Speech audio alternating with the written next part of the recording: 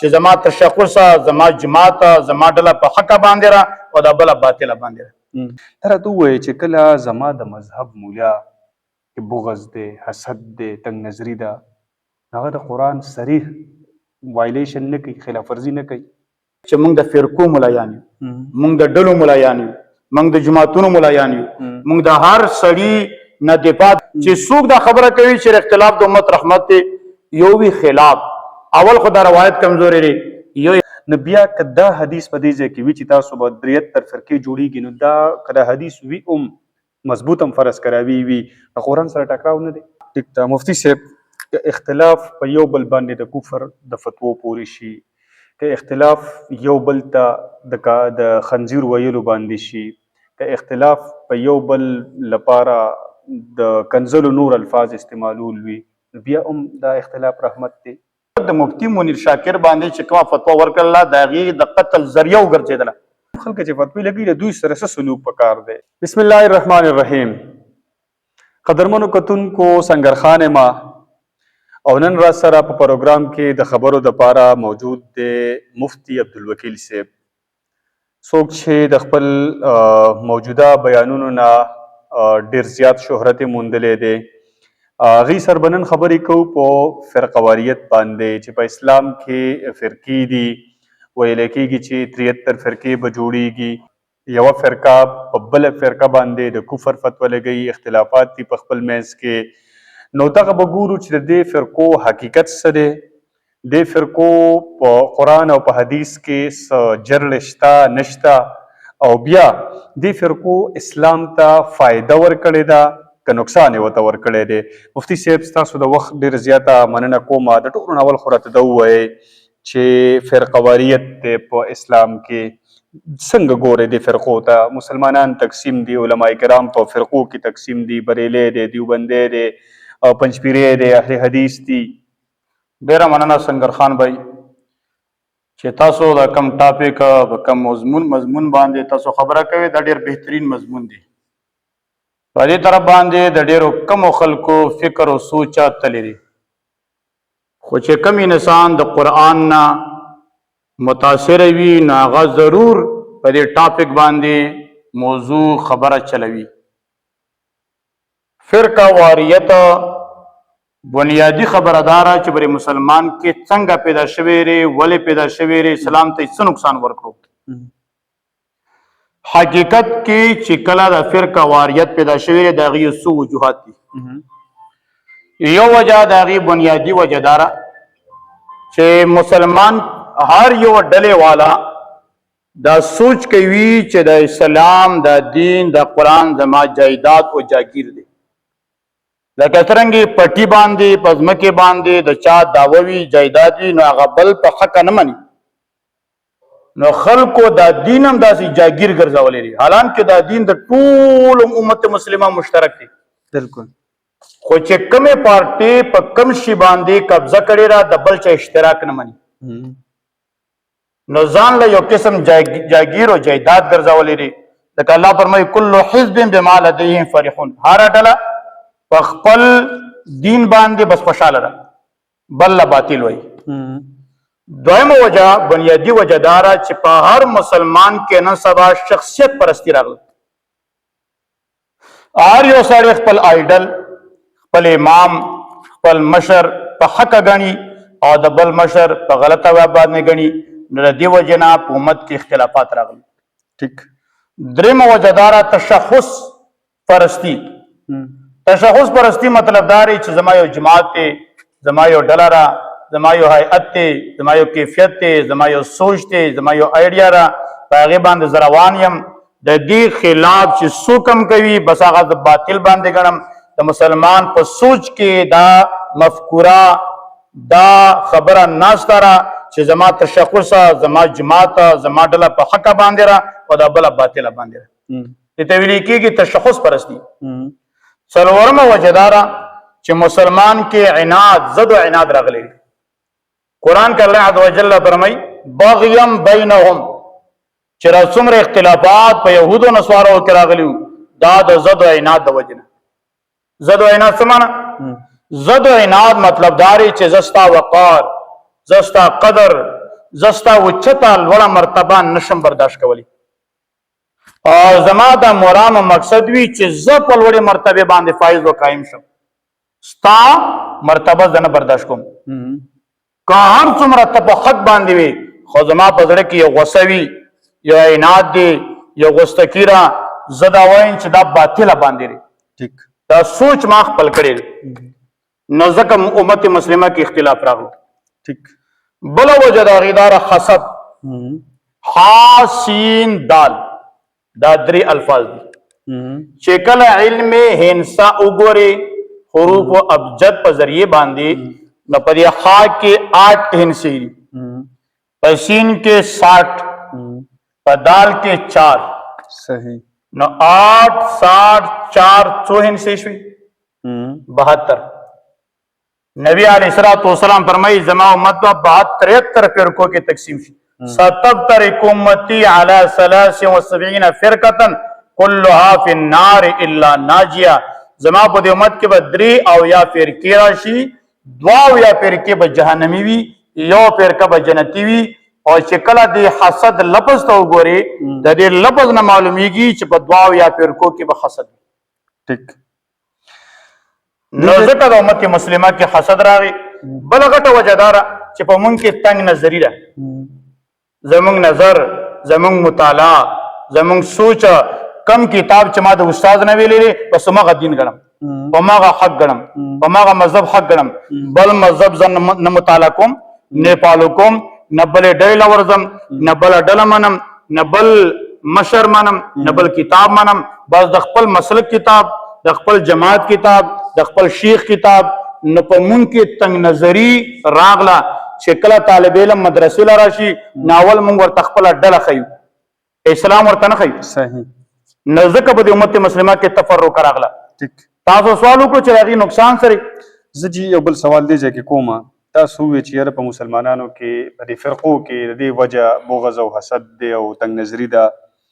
اسلام مونږه د بغض نه منع کوي د حسد نه منع کوي د تنگ نظری نه منع کوي د رورولۍ د هوت او بایچارۍ انما المؤمنون اخوة د رورولۍ درس ورکوي دا راته ووایي چې کله زما د مذهب مولا کې بغض دی حسد دی تنگ نظری ده هغه د قرآن صریح وایلیشن نه کوي خلاف ورزي نه کوي اصل خبره داره چې مونږه د مذهب ملایان نه یو د اسلام ملایان نه یو مونږ د فرقو ملایان یو په مونږ کې حسد ولې راغلی ری بغض ولې راغلی ری چې مونږ د فرقو ملایان یو مونږ د ډلو ملایان یو مونږ د جماعتونو ملایان یو مونږ د هر سړي نه دفاع د خپل جماعت کوو د خپل ډلې کوو د اسلام نه کوو که چیرې مونږ د اسلام ملایان وي د قرآن ملایان وي او قرآن د ټولو یو ری نه به حسد وي نه به بغض وي نه به تنگ نظری وي نه به تنگ سوچ وي نه به عناد وي خو مونږ د قرآن قانون نه منو مونږ خپل ډلې قانون په خلکو منو صحیح مطلب دا د قرآن خلاف ورزي دا ټول د قرآن خلاف مونږ روان یو ټیک ده قرآن په حقیقت کې چې کوم چیز لپاره الله نازل کړی دی قانون په تور هغه نه پالو کوو ښه اوس دا راته ووایي د فرقواریت قرآن څه وایي حدیث څه وایي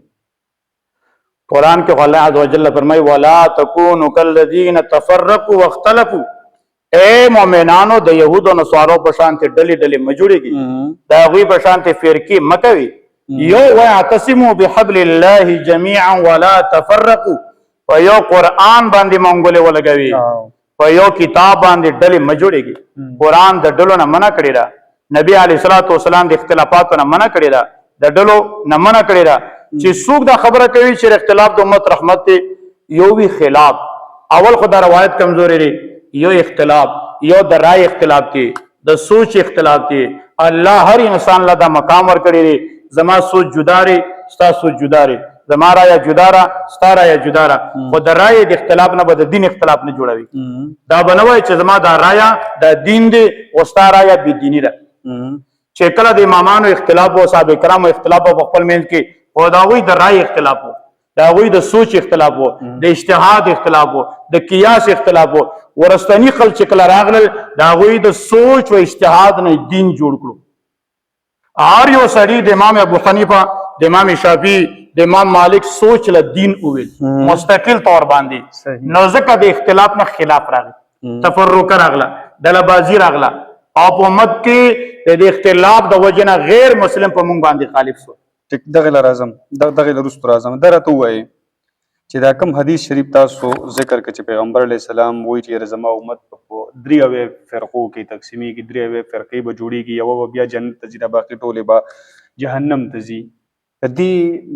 راوي مضبوط دی دا حدیث مضبوط دی کمزوری دی؟ دا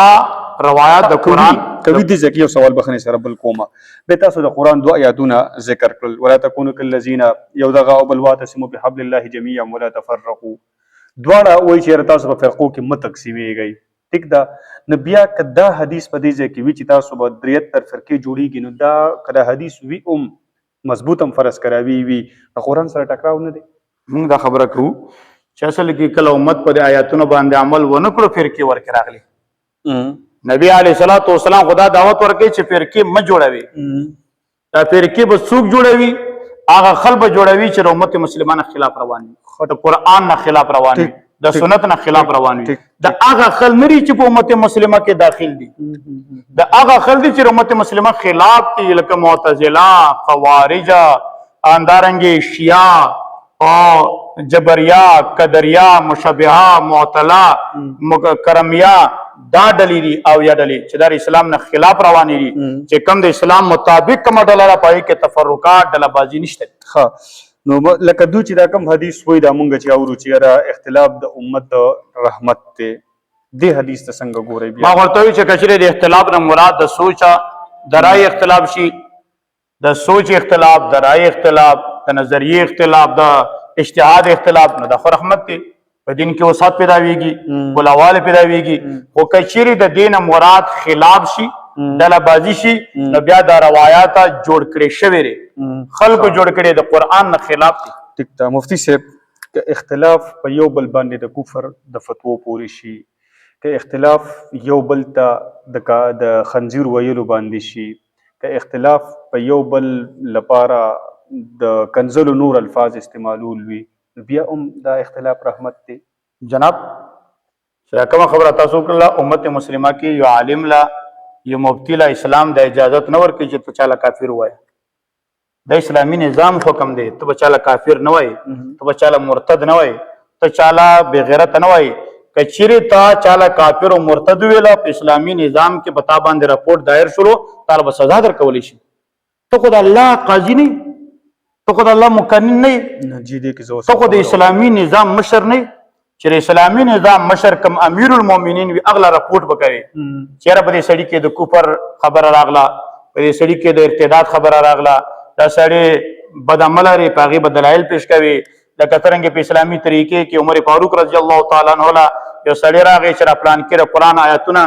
غلط تعویلات کوي، عمر فاروق رضی الله تعالی عنه هغې له سزا ورکړه. و دې سړي بې ذات خود په هغې باندې فتوا ونه لګوله. په دې امت کې خو اختلاف ځکه راغلی دی چې زم د دین ټیکهدار یم، تم د دین ټیکهدار یې، ته په هغې باندې فتوا لګوې، زه به تا باندې فتوا لګوم. نو اختلاف ځکه راغی. هر یو سړي لا د فتوې لګولو حق نشته، بلکې ته به صرف امیر المؤمنین ته دا خبره کوي چې دا سړی بې دینه روان دی، د دې اصلاح وکړه. ستا صرف دومره کار دی چې کفر خلکو له وښایي چې دا کفر دی، دا اسلام دی، دا دین دی، دا بېدیني ده. په شخصي توګه باندې په چا باندې د کفر فتوا لګول یا یو ډله نمونډیټ کوله یا یو ډلې نوم اخیستله دا په اسلام کې منع دي. ټیک په دې کې خلک لګیا دي یو بل ته کافران وایي. مفتی منیر شاکر صاحب زموږ مخې ته یو غټ مثال دی، په هغه باندې ډېرو خلکو دا فتوی ورکړه چې دا اسلام نه خارج دی او د عقیده چې ده نو د کفري عقیده ده. دغې ته بیا څنګه ګورئ؟ ما ورته مخکې نه وویل چې د چا نوم به په اسلام کې نه اخلي چې پلان کې کافر دی. تاسو وایئ چې دا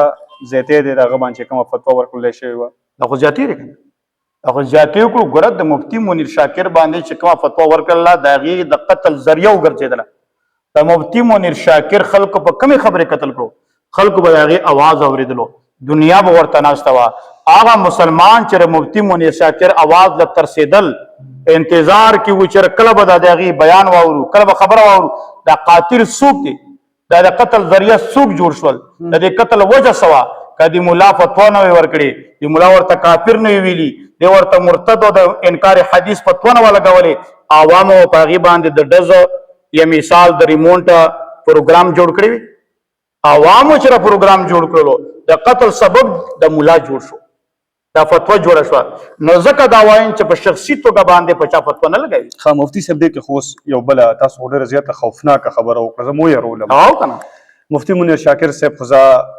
زمونږ د منځ نه لاړې ټیک ته ستاسو مطابق هغه د دې مولیانو د فتوې د وجې نه لاړې په دوی باندې اوس هم دا لګام نشته جي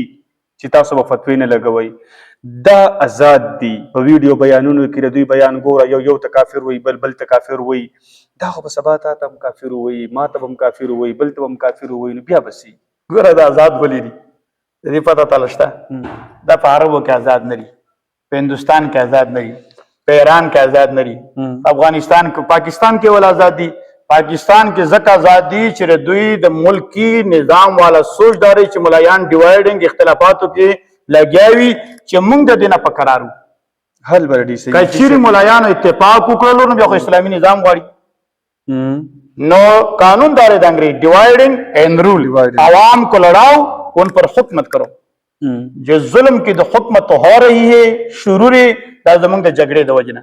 که د ملایانو اتفاق وي اتحاد وي په موږ باندې پښتنو بچا ظلم نه کوي پښتنو چې ظلم شروع دی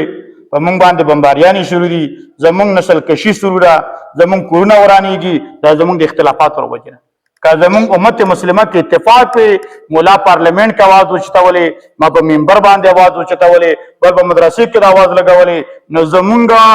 گورنمنت پر دینه خوب زده وي نو د عوام نسل کشي بنه کولې پر مولا اختلاف جوړ کړلو عوام قتل عام کیږي زته نشي ویلې بل څه نشي ویلې په دې باندې خلک وجرول ټیک ته مفتی صاحب دغه خو زه بیا مو وایم چې یو خوفناک جرم یو سړي وکړو پیغمبر په توهین یې وکړو دلته کې خو جي دا هم مونږ ته ویلی کېږي چې که په مولا پسې د خبرې وکړې نو ښځه د باندې طلاقېږي نه دا خبره خو چې شي بیا خو صحیح شوله که نه بیا د کتابونو کې دومره اختلافات ولي دي پلان کې راوي داسې کافر دی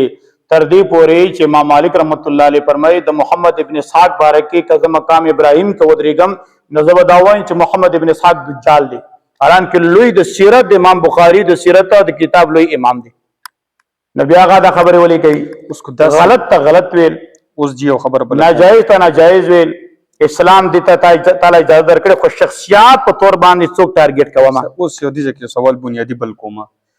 که فرض کا چې په سړي باندې په مولا پسې په خبرو کولو باندې ښځه طلاقېږي او سبا دا فتوا څوک په چا باندې ولګي چې په مولا پسې د خبرې وکړي نو ته کافر شوې بیا به څه کېږي دا فتوا یې غلطه راکنه